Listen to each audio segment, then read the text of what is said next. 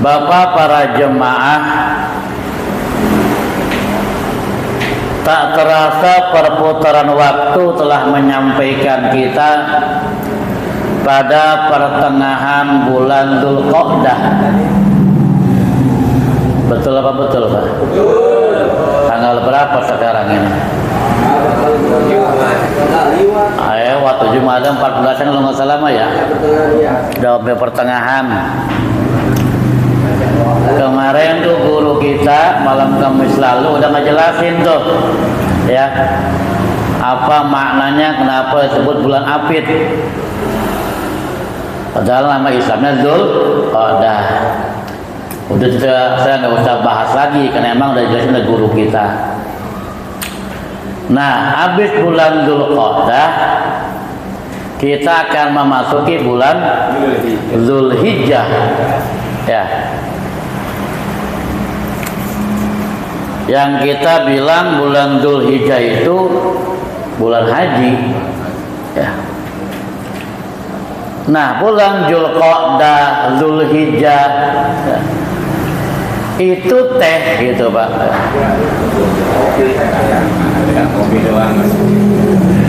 Itu teh termasuk namanya bulan haram, ya. Minha arba'atun hurum. Di antaranya bulan Dzulqa'dah, Dzulhijjah, Muharram, dan satu lagi nyempil tuh apa? Bulan Rajab. Ya. Nanti sudah. Baru kemarin kita lebaran. Nah, saya ingin menyampaikan bahwa bulan Dzulhijjah itu termasuk bulan yang dimuliakan oleh Allah dan banyak kemuliaan di dalamnya. Sampai-sampai ada sebuah ayat Al-Quran menjelaskan wal fajri walayalin ashr, demi fajar dan demi malam-malam yang 10. Ulama tafsir menjelaskan walayalin ashrin ini demi malam-malam yang 10 ini ialah malam-malam bulan Dzulhijjah dari tanggal 1 sampai dengan tanggal 10. Apa saja keistimewaannya? Nah gitu. Bulan Dzulhijjah itu dari tanggal 1 sampai tanggal 10.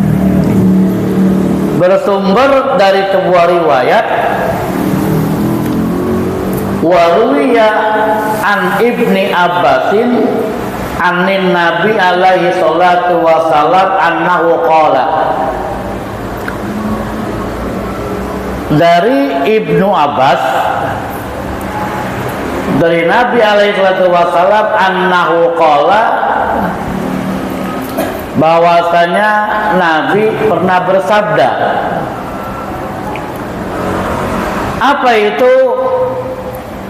Al-yaumul ladzi ghafarallahu fihi Adam alaihi salam awwalu yaumin min Dzulhijjah. Hari yang dimana Allah mengampuni fihi pada hari itu Nabi Adam alaihi salam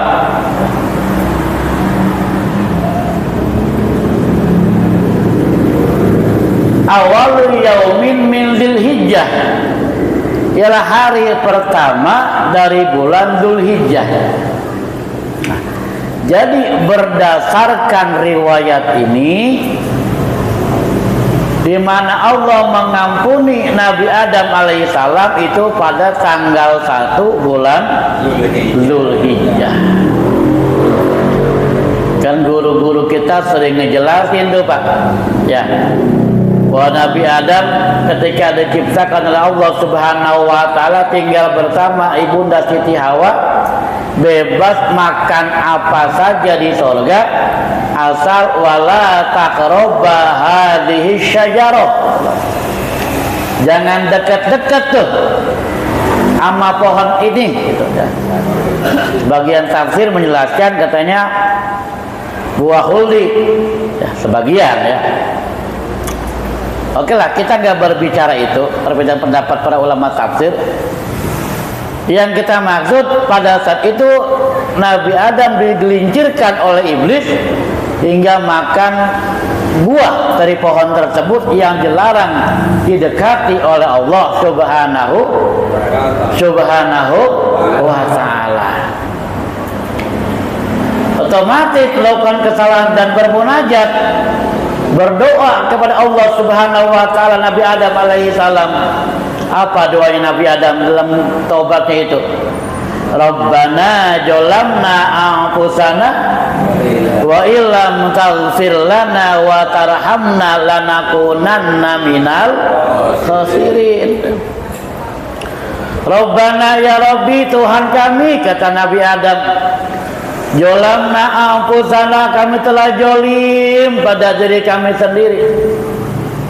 Rabbana jolamna anfusana wa illam taghfir lana, jika kau tak ampuni kami ya Rabbi, wa tarhamna, jika kau tak menyayangi kami, lanakunanna minal khasirin, pasti kami termasuk orang-orang yang merugi.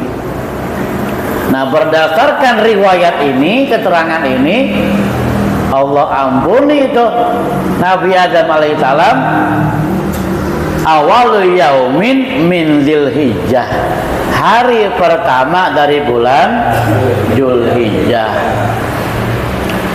Man shoma dzalikal yauma, barang siapa yang puasa pada hari itu. Hari itu hari apa tuh Pak? Tanggal 1 bulan Dzulhijjah. Man shoma yauma dzalika, man shoma dzalikal yauma, barang siapa yang puasa pada hari itu tuh, pada tanggal 1 Dzulhijjah, ghafarallahu lahu kulla dzanbin, Allah mengampuni baginya itu semua dosa-dosanya.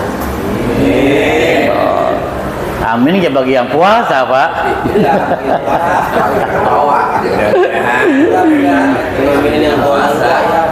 Yang puasa, Ustaz wajib nggak puasa? Enggak wajib. Kalau saya nggak puasa dosa nggak dosa, sunnah. Puasa kagak ya nggak apa-apa, nggak dosa. Ya. Nah, cuma kata riwayat ini gitu loh ya. Saya tinggal baca ya Pak. Ya. Kata riwayat ini, siapa yang puasa pada hari itu tuh tanggal 1 Dzulhijjah, Allah ampuni baginya semua dosa-dosanya. Cuma para ulama menjelaskan yang dimaksud as-shaghair gitu loh. Dosa-dosa kecil. Kalau dosa-dosa gede mah gitu. Ini kalau boleh pakai mah Pak Dede ya. Dosa-dosa gede, nah itu mah kudu ditaubati secara khusus ya. Ah itu dah tuh ya. Jangan banyak-banyak keterangannya biar sampai ke nomor 10 ini gitu ya. Nah tuh kemarin kita ngaji di Cikarang, ini cuma sampai 2 udah selesai nih. Saya kelancopan kebanyakan keterangan gitu loh. Atau tuh hari pertama tuh ya. Wal yaumul tsani, dan hari yang kedua. Hari yang kedua bulan apa Pak? Bulan Dzulhijjah ya. Atau kita bulan haji ngomongnya, bulan Dzulhijjah. Hari yang kedua bulan Dzulhijjah, istajaballahu du'a Yunus alaihi salam. Hari yang kedua pada bulan Dzulhijjah, Allah mengijabah doanya Nabi Yunus alaihi salam ya. Fa'akhrajahu, maka Allah mengeluarkan dia si Nabi Yunus mimbatnil huti, dari perut ikan. Jadi kan riwayatnya tuh Pak, Nabi Yunus teh gitu. Dalam pelayaran itu dilempari itu ke tengah lautan. Kita nggak usah cerita sejarahnya dah, kepanjangan ntar. Intinya mah pokoknya dilemparin gitu, tengah lautan. Dimakan oleh ikan. Ada yang bilang namanya ikan nun, ya. Dibawa ke 7 samudra, ke 7 lautan. Nah, dalam perut ikan kan Nabi Yunus munajat, doa kepada Allah. Apa doanya? Doa Nabi Yunus. Hello. Hah? Padahal dia sering baca itu, lupa apa dia? Sering baca, tiap malam berapa dibaca? La ilaha illa anta. Oh, udah dikasih palanya tinggal ngobrol bae wujudnya. Apa-apanya? Itu teh doa Nabi Yunus, Pak. La ilaha illa anta subhanaka inni kuntu minaz zalimin. Apa Ji? Gitu nih doanya. Iya kayak begitu. Maksudnya mau ngomong itu Pak Jawan, cuman keduluan saya gitu ya. La ilaha illa anta, tidak ada Tuhan selain Engkau ya Rabbi. Tuh kata Nabi Yunus ya. Subhanaka, maha suci Engkau ya Rabbi. Tuh kata Nabi saya lah. La ilaha illa anta subhanaka inni kuntu minaz zalimin. Sesungguhnya aku termasuk orang-orang yang zalim. Oh, Pak. Nah. Di dalam kegelapan perut ikan, Nabi Yunus terus munajat berdoa kepada Allah, la ilaha illa anta subhanaka inni kuntu minaz zalimin. Diijabah doanya Nabi Yunus alaihissalam oleh Allah Subhanahu wa taala dan dikeluarkan dari perut ikan. Itu berdasarkan riwayat ini pada hari yang kedua di bulan Zulhijjah. Makanya guru saya ngejelasin tuh, kita yang lagi sumpak-sumpak dalam kegelapan, baik kegelapan masalah usaha, kegelapan masalah ekonomi, kegelapan masalah rumah tangga, kegelapan masalah pergaulan dan seterusnya, maka dianjurkan banyak membaca doa Nabi Yunus, la ilaha illa anta subhanaka inni kuntu minaz zalimin. Semoga diselamatkan oleh Allah, dikeluarkan dari kegelapan itu, diberikan kejembaran oleh Allah Subhanahu wa taala. Itu teh kata riwayat ini pada hari kedua tuh dari bulan Zulhijjah ya. Wa man shoma zalikal yauma, dan siapa orang yang berpuasa pada hari itu. Hari apa tuh, Pak? Pada hari kedua bulan Zulhijjah. Barang siapa yang berpuasa pada hari kedua bulan Zulhijjah, berdasarkan riwayat ini, kaman abadallahu ta'ala sanatan lam ya'sillah fi ibadatihi tarfata ainin, maka seperti orang yang beribadah kepada Allah Subhanahu wa taala sanatan setahun, dalam ibadahnya setahun itu lam ya'sillahi fi ibadatihi, tidak bermaksiat dalam ibadahnya tarfata ainin, sekejap mata pun gitu loh. Seolah-olah dia ibadah setahun tuh, yang tidak pernah bermaksiat dalam ibadahnya walau sekejap mata. Pertanyaannya, emangnya ada ibadah yang maksiat dalam ibadah? Ada nggak kira-kira, Pak? Tapi di sini kalimatnya tidak bermaksiat kepada Allah dalam ibadahnya. lam ya'sillahi fi ibadati, tidak bermaksiat kepada Allah di dalam ibadahnya. Maka mafhum mukhalafahnya gitu, paham kebalikannya, berarti ada dong orang ibadah teh maksiat dalam ibadahnya. Kan begitu Pak pemahamannya? Apa contoh ibadah tapi maksiat dalam ibadahnya? Sering saya sampaikan ini sebetulnya ya.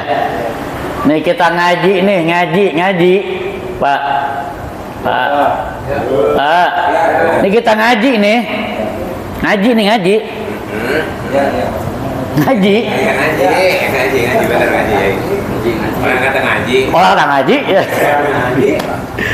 Ngaji ibadah bukan Pak? Ibadah. Tapi kalau kita udah ngaji kemudian merasa lebih baik hati kita dari mereka yang belum ngaji, tuh udah maksiat dalam ibadahnya itu. Sombong dengan ngajinya, kan gitu Pak. Sholat ibadah bukan? Ibadah. Tapi kalau kita sholat terus kita merasa paling benar dari orang yang belum sholat, ya, merasa kita paling mulia dibanding orang yang belum sholat, merasa kita udah ahli sorga ketimbang orang yang belum sholat. Nah, ketika dia merasa lebih baik dari orang lain ketika ibadah itu maksiat dalam ibadah. Paham ini, paham? Udah jangan panjang-panjang keterangannya ya. Jadi itu buat orang yang apa tuh? Puasa pada hari kedua, seolah-olah dia ibadah kepada Allah selama setahun dan tidak bermaksiat kepada Allah fi ibadatihi, dalam ibadahnya tarfata ainin, meskipun sekejap mata. Dua udah tuh. Wal yaumul salisu, dan hari yang ketiga. Hari yang ketiga di bulan apa Pak?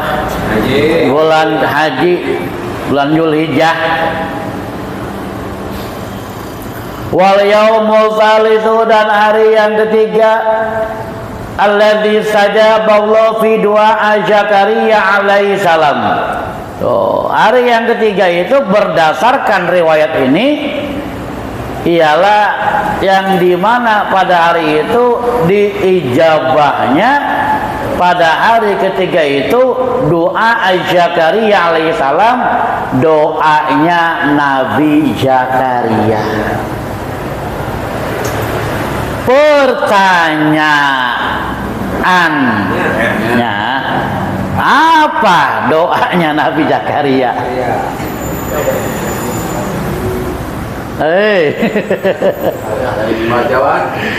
Lebih jawan ntar saya dulunya baru Pak Jawan gitu. Dulu dia mah. Iya. Udah langsung saja aja biar cepet urusannya. Asik. Nah, doa Nabi Zakaria itu Rabbi habli min ladunka dzurriyyatan thayyibatan innaka sami'ud du'a. Sering dibaca sama guru kita tuh doa tuh.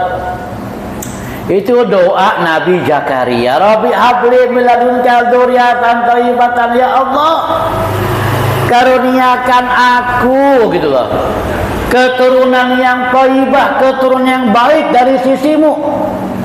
Innaka sami'ud du'a, sesungguhnya engkau mendengar segala doa yang kami panjatkan.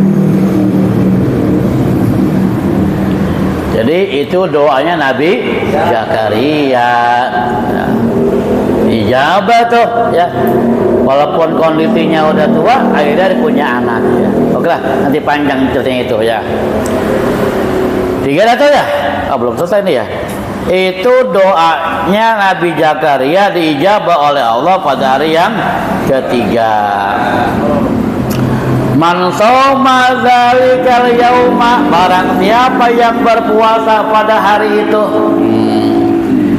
Dengan kata lain, barang siapa yang berpuasa pada hari yang ketiga, istajaballahu du'aahu, Allah mengijabah doanya. Maka semoga kita pun kecipratan dijabah doa-doa kita oleh Allah Subhanahu wa ta'ala. Maka siapa yang puasa pada hari itu tuh, hari ketiga, Allah ijabah doa-doanya. Wajibnya Ustaz puasa? Enggak wajib. Ini mah sunnah. Enggak dosa enggak puasa gitu. Ketiga tuh ya Pak. Ini masih 7 lagi nih. Dikit lagi ya. Wal yaumur rabi'u, dan hari yang keempat, al yaumul ladzi wulida fihi Isa alaihi salam, dan hari yang keempat daripada bulan Dzulhijjah ialah hari yang dimana wulida fihi, dilahirkan fihi, pada hari yang ketiga itu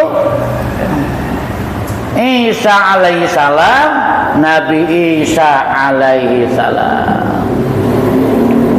Hari keberapa? 3 ya? Hari keempat ya? Kalau ngomong hari keempat maklum ya. Udah sampai keempat ya. Al-yaumul ladzi wulida fihi Isa alaihi salam, dan hari di mana dilahirkan Nabi Isa alaihi salam itu pada hari yang keempat ya.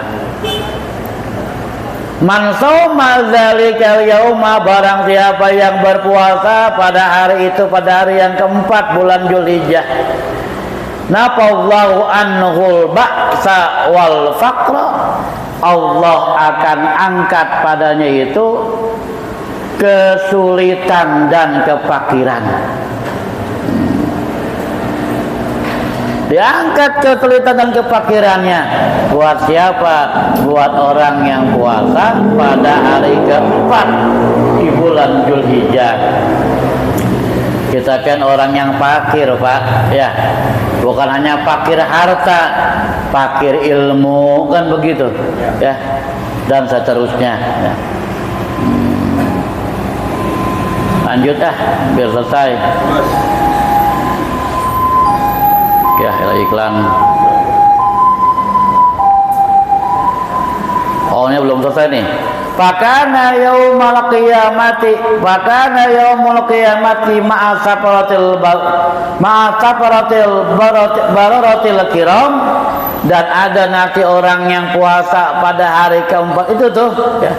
Pada hari kiamat ma'asafaratil baratil kiram, dia bersama malaikat yang mulia ya.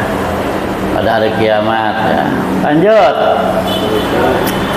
Wal yaumul khamisu, dan pada hari yang kelima daripada bulan Dzulhijjah, al-yaumul ladzi ulida fihi Musa alaihi salam, ialah hari yang dimana pada ulida, dilahirkan fihi, pada hari yang kelima itu Musa alaihi salam, ialah Nabi Musa alaihi salam. Man shoma dzalikal yauma, barang siapa yang puasa pada hari itu, barang siapa yang puasa pada hari yang kelima, bari'um minan nifaqi au min azabil qabri, Allah bebaskan dari nifak, sifat munafik, au min azabil qabri, atau Allah bebaskan dari azab kubur. Buat siapa itu? Buat orang yang puasa pada bulan Dzulhijjah pada hari yang kelima. Lanjut biar tuntas ini ya.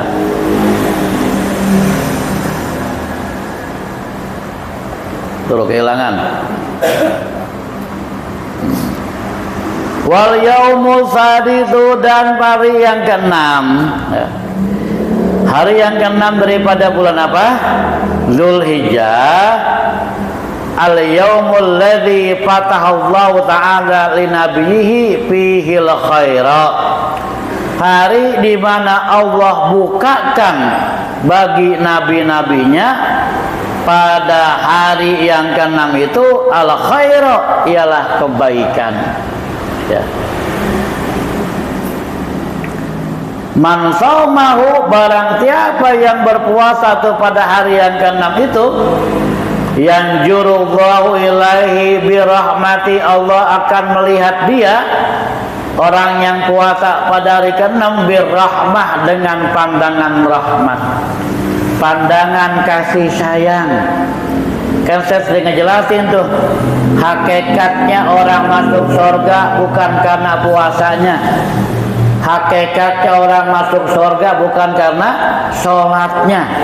Hakikatnya orang masuk surga bukan karena ibadahnya, tapi hakikatnya karena rahmat Allah Subhanahu wa ta'ala.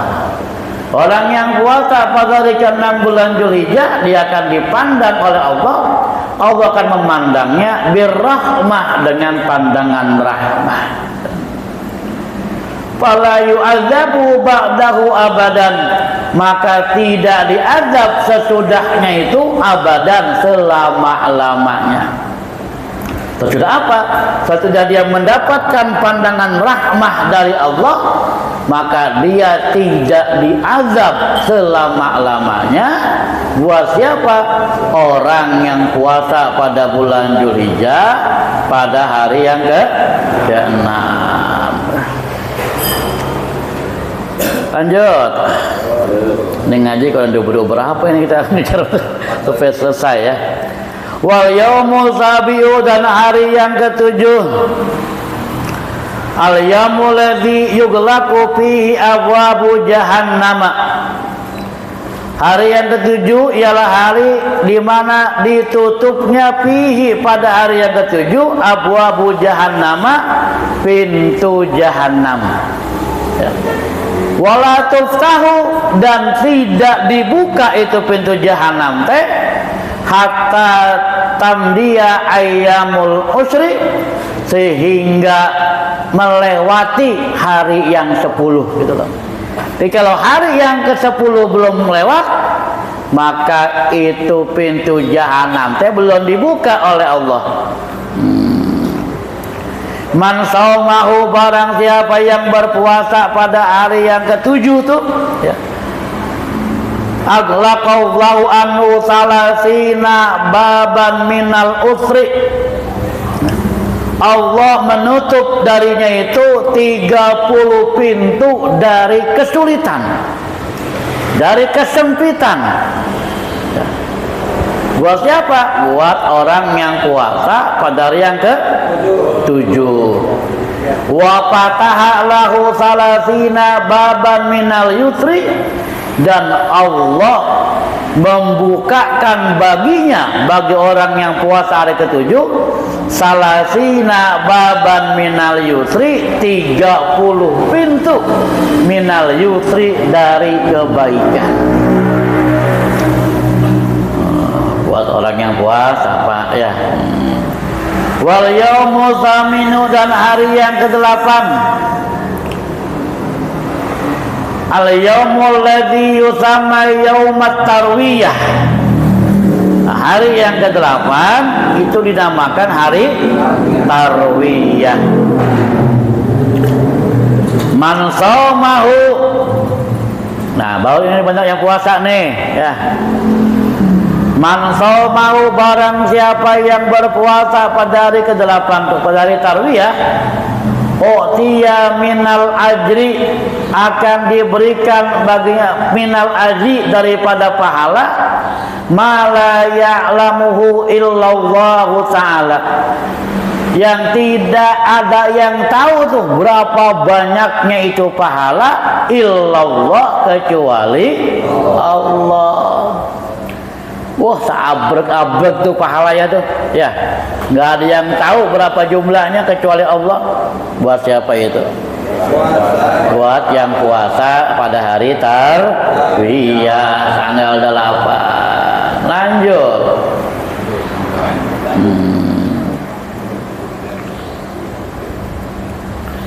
Wal yaumut tasi'u, dan pada hari yang ke-9,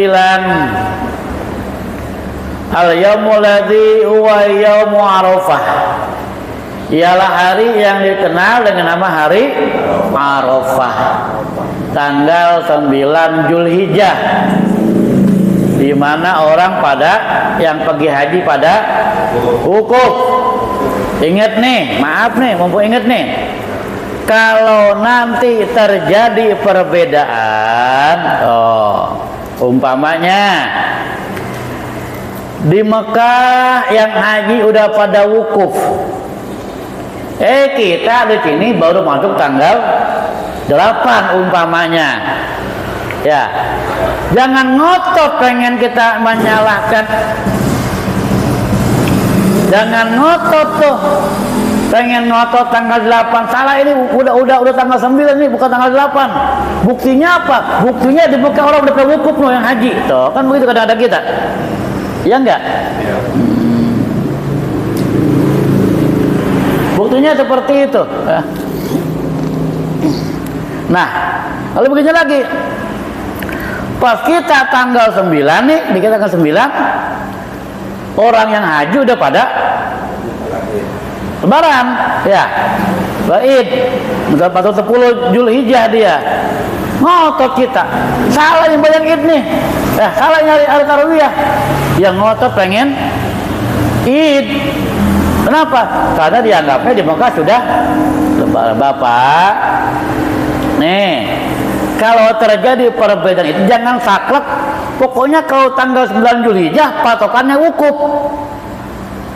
Gitu. Hingga ketika di sana udah tanggal 10, kita tanggal 9, dia nggak mau puasa tuh. Nggak boleh puasa Arafah. Kenapa? Wong di sana orang udah selesai wukuf. Gitu ya. Bapak dengerin nih. Kalau Bapak terjadi perbedaan begitu, kalau berada di Mekah nggak boleh puasa udah tanggal 10. Tapi karena emang penentuan tanggalnya, penetapan awal Zulhijjahnya berbeda, umpama ini dengan Saudi kan pernah kejadian berbeda, ya. Di kita mah tetap walaupun di sana udah selesai wukuf, kita baru tanggal 9 kita puasa Arafah. Jangan ngotot salah nih, udah bukan Arafah ini, orang udah selesai wukufnya, nggak bisa begitu. Lihat dulu kapan penentuan tanggal 1 Zulhijjahnya. Itu yang jadi masalah perbedaannya.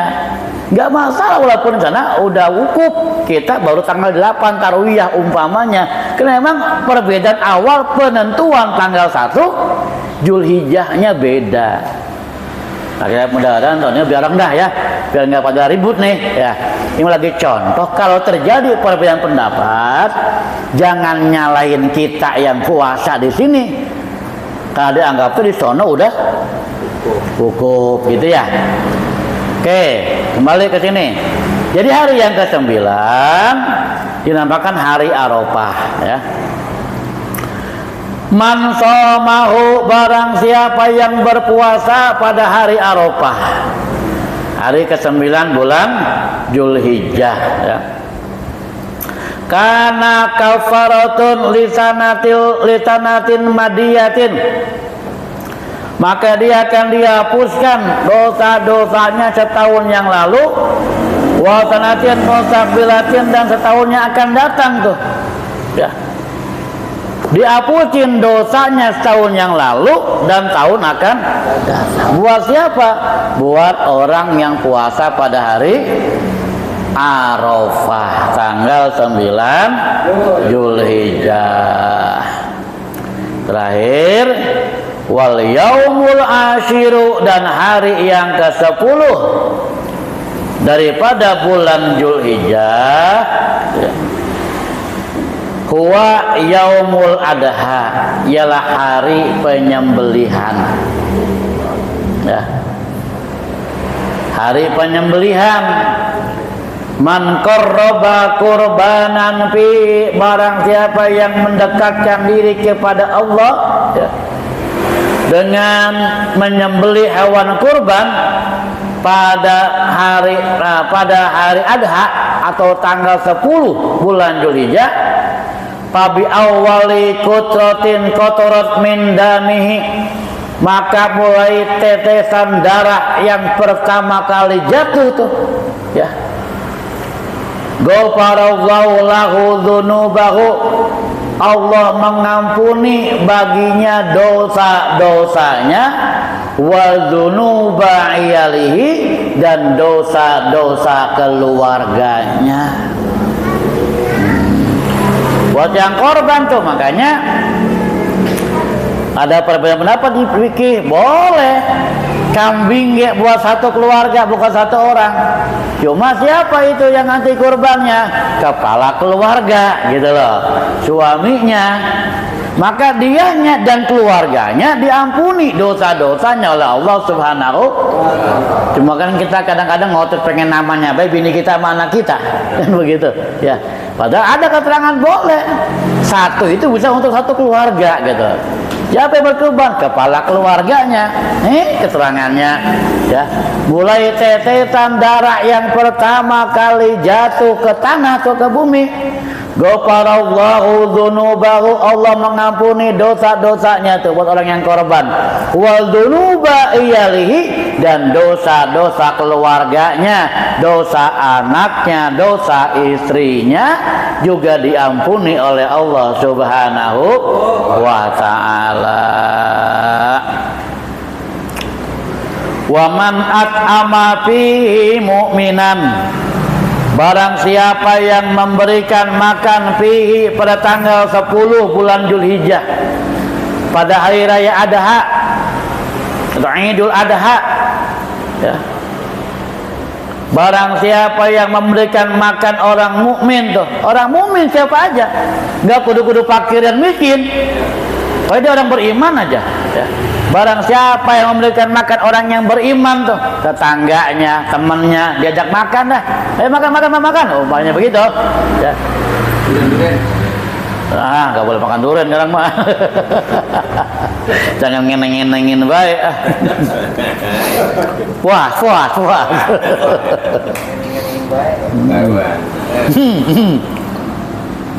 Nah, barang siapa yang memberikan makan orang mukmin pada hari Adha tanggal 10 Dzulhijjah, atau tasaddaqo fihi bisadaqatin, dia bersedekah tuh pada tanggal 10 Dzulhijjah dengan satu pemberian sedekah ya. Maka keterangan di sini, ba'atsallahu ta'ala yaumal qiyamati aminan, Allah mengutus, Allah membangkitkan nanti pada hari kiamat aminan, dalam keadaan aman. Aman dari huru haranya kiamat. Wa yakunu mizanuhu, dan ada timbangan kebaikannya, azqala min jabali Uhudin, itu lebih berat daripada gunung Uhud. Masya Allah. Buat siapa tuh? Buat orang